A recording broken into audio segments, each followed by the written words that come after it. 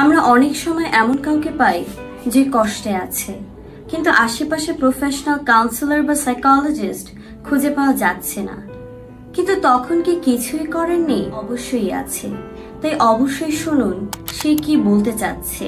তাকে বাধা না দিয়ে শুধু মনোযোগ দিয়ে তার কথাটা শোনাটাই বিশাল এক সহায়তা। তার অনুভূতিকে কখনো ছোট করে দেখবেন না।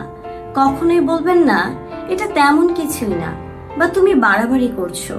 বরং বলুন আমি বোঝার চেষ্টা করছি। সহমর্মিতা প্রকাশ করুন।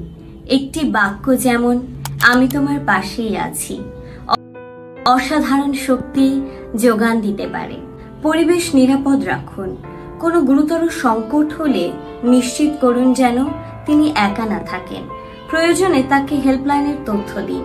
নিকটস্থ বিশ্বস্ত ব্যক্তি বা প্রাপ্তবয়স্কর সাথে যুক্ত করুন। স্মরণ রাখুন ছোট ছোট সহানুভূতি অনেক সময় বড় একটি জীবন রক্ষা করতে পারে।